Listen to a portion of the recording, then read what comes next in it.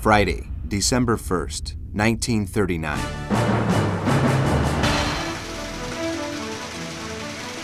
The Soviet attack on Finland makes headlines around the world. Stalin orders a new government of the Democratic Republic of Finland to be set up in the Finnish city of Terijoki, 50 kilometers to the northeast of Leningrad on the Karelia Isthmus, close to the coast of the Gulf of Finland. The leader of the Finnish Communist Party in exile, Otto Vilkuinen, who has lived in Moscow since 1930, is named president and head of government of the puppet state created by Stalin. Without delay, the Terijoki government claims it is liberating the country and is the only force capable of governing the nation and ending the war.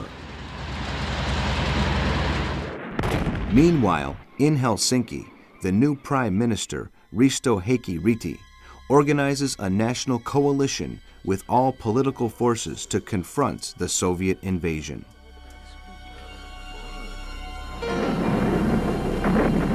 The Red Army advances with difficulty through the east and north of Finland.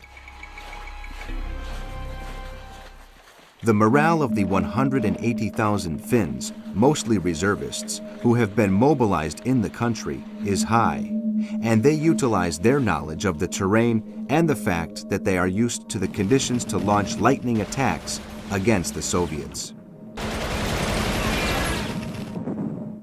In the Sea War, U-21, commanded by Fritz Frauenheim, sinks the Finnish merchant ship Mercator, while U-31, captained by Johan Habakost, sinks the Norwegian Arcturus.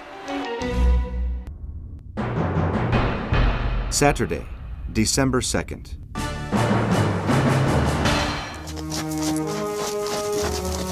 Two Soviet divisions take the port of Petsamo in the northeast of Finland.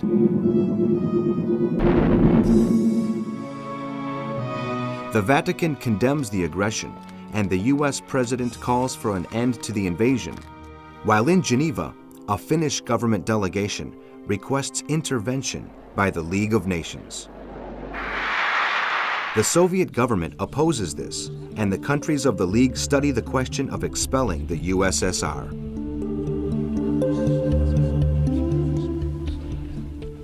In Finland, the forces of Marshal Mannerheim move rapidly along narrow paths through the forests and launch surprise attacks on units of the Red Army, inflicting heavy losses.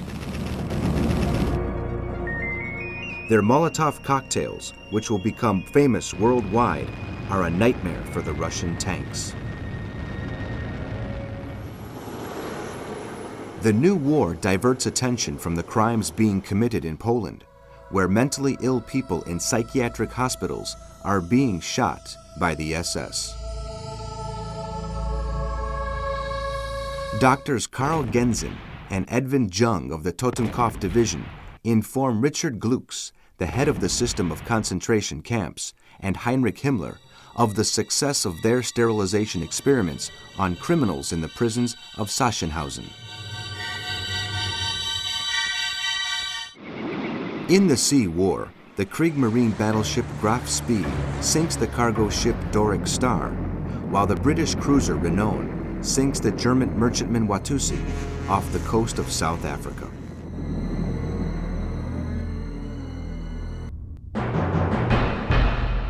Sunday, December 3rd.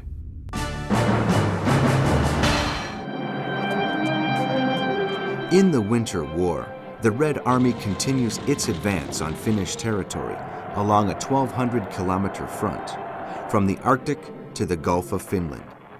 The Finnish troops pull back to positions of the Mannerheim Line, where they are reinforced.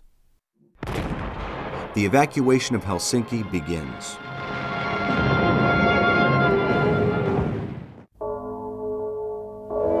The British government does not want to create new enemies, but it feels great admiration for the Finns in their struggle to maintain their independence, and calls for the expulsion of the Soviet Union from the League of Nations, while announcing it will offer whatever help it can to the Finnish people.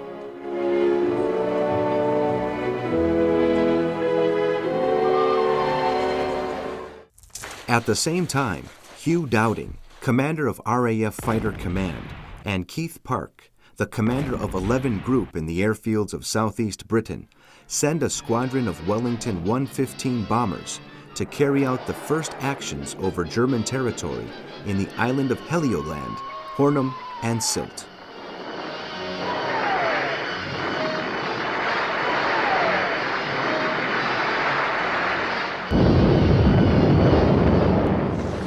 In the Sea War, the German battleship Graf Spee sinks the merchant vessel Tyroa, and U-31, commanded by Johannes Habekost, sinks the Danish Ove Toft. U-56, captained by Wilhelm Zahn, sends the Swedish cargo ship Rudolf to the bottom of the ocean.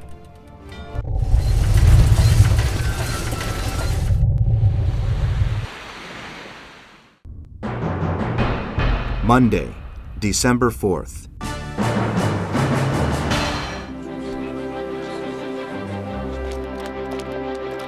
The British King, George VI, visits France to boost the morale of pilots of the RAF and the soldiers of the British Expeditionary Force stationed close to the Belgian frontier.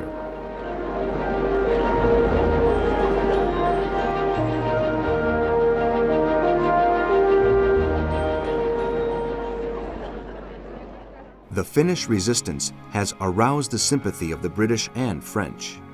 In both countries, Stalin is seen as acting in the same way as Hitler, and both governments fear the alliance of the dictators is based on the plan of sharing out Europe between them.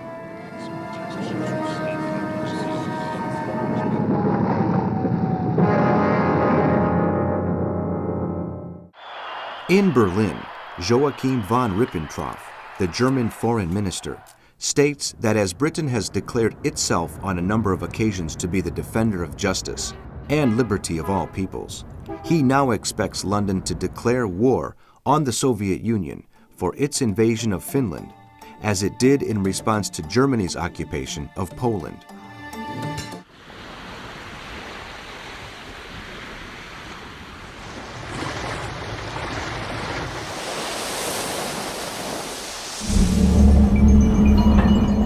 In the Sea War, U-31, commanded by Johan Habekost, sinks the Norwegian merchant ships Gime and Primula, while the Royal Navy battleship and Home Fleet flagship Nelson collides with a mine near Loch Ewe in Scotland and suffers serious damage.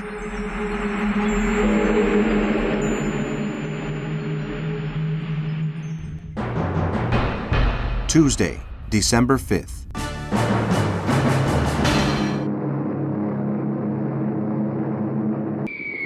Finnish bombers attack the Soviet naval base at Murmansk, while the Red Army reaches the Mannerheim defensive line, where they engage in heavy fighting with the entrenched Finnish troops.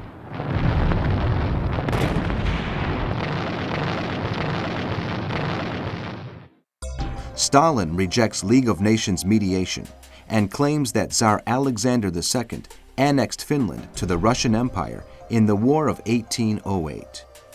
The only government he is prepared to recognize is that of Otto Kuusinen in Terijoki.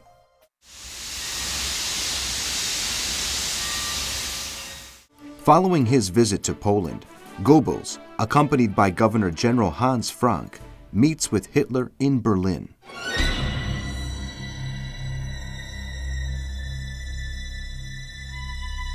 Both express their view that the Jewish question must be dealt with as rapidly as possible. The Nazi propaganda minister also insists that the Polish aristocracy must be destroyed and encourages Frank to finalize the great task ahead.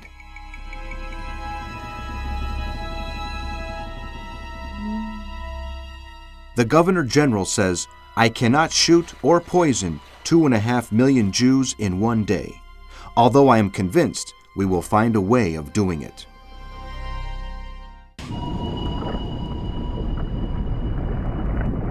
In the Battle of the Atlantic, U-47, commanded by Gunther Prien, sinks the British cargo ship Navasota.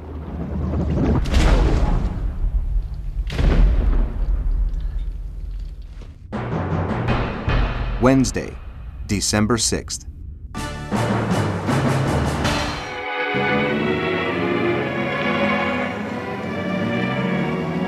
Finland celebrates its national holiday in unenviable circumstances.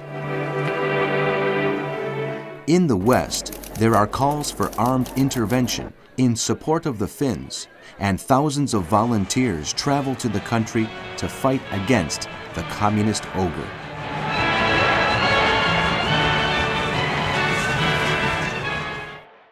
Roosevelt sends a message of friendship and support to the Finnish government.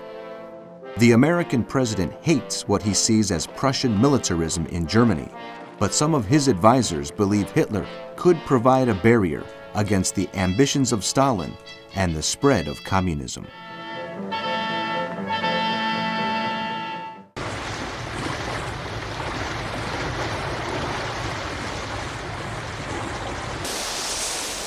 In the Sea War, the laying of mines around the British coast by German submarines and planes is making life hell for Allied shipping.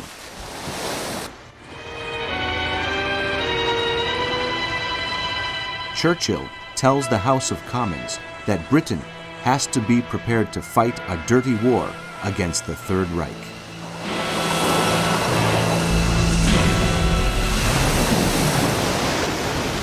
U-31, captained by Johannes Habekost, sinks the ships Agu and Vinga.